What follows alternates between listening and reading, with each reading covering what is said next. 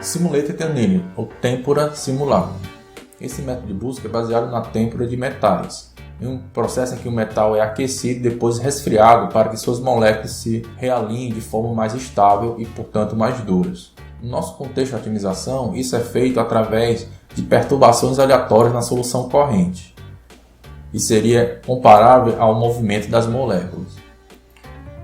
Nós começamos com um sistema em alta temperatura, que significa que as moléculas podem se mexer mais, ou seja, nós permitimos que perturbações maiores aconteçam na solução corrente, mesmo que essa perturbação nos leve a uma função de avaliação pior.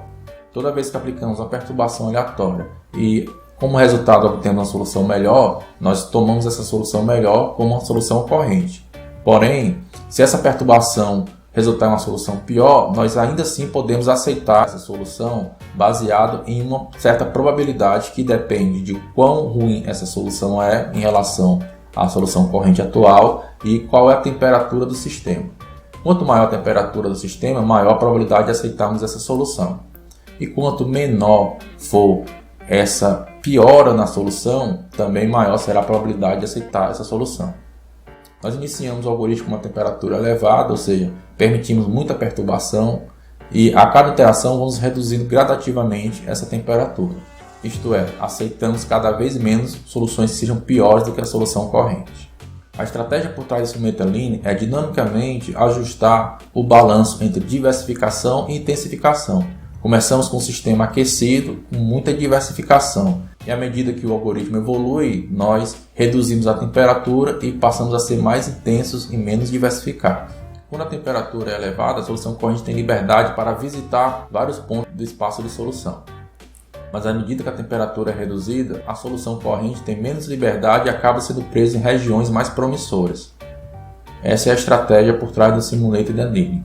Este é o fluxograma da versão básica do Simulated Annealing. Aqui temos uma solução aleatória inicial, a temperatura T sendo setada como T0, fazemos uma perturbação aleatória nessa solução S, gerando a solução S'. Se essa S' for melhor do que a solução S, atualizamos a solução S como sendo a solução S'. Se não, com uma certa probabilidade, vamos aceitar essa solução S' como sendo a nova solução S.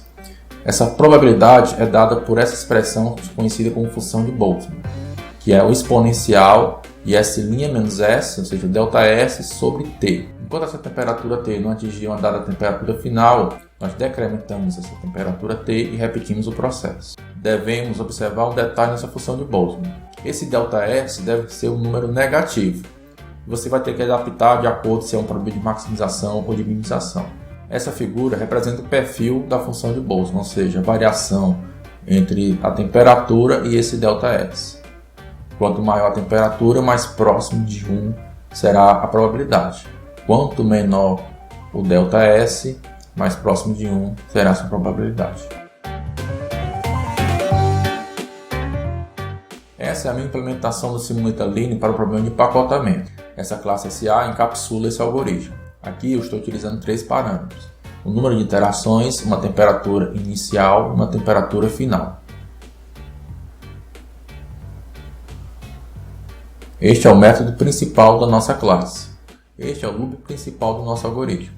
Ou seja, nós temos um for de uma temperatura T variando de T0 até Tf, ou se tivermos uma solução menor do que o lower bound, nós atualizamos essa temperatura de forma geométrica, multiplicando a temperatura por esse lambda, onde esse lambda é um valor entre 0 e 1, que é calculado nessa expressão aqui em cima.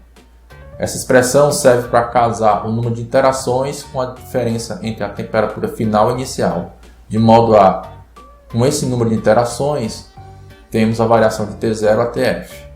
Aqui nós geramos uma perturbação na solução corrente, gerando essa solução auxiliar. Calculo o desvio padrão da solução auxiliar e verifico se essa solução auxiliar melhora a solução corrente. Se isso for verdade, eu aceito a solução auxiliar como uma nova solução corrente. Se além de ser melhor que a solução corrente ainda for melhor do que a melhor solução de todas, eu a salvo como a melhor solução de todas. Imprimo uma mensagem na tela.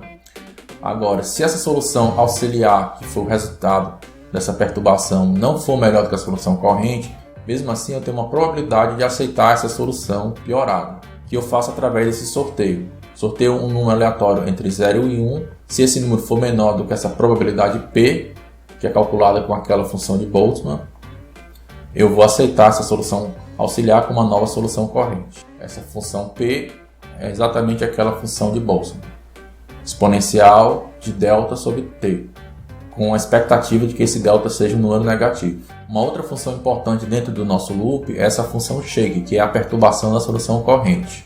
Aqui eu decidi por fazer da seguinte forma.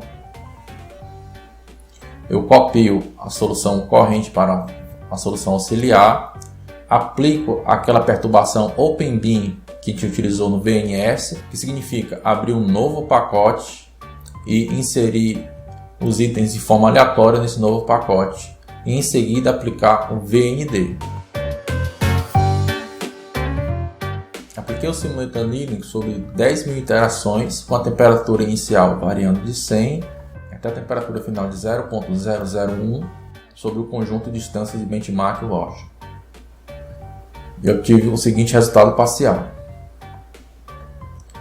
17.47 pacotes por problema, em média, em 7.1 segundos, o que é o melhor resultado até então.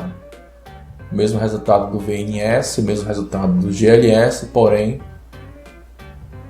com um tempo um pouco inferior ao do VNS.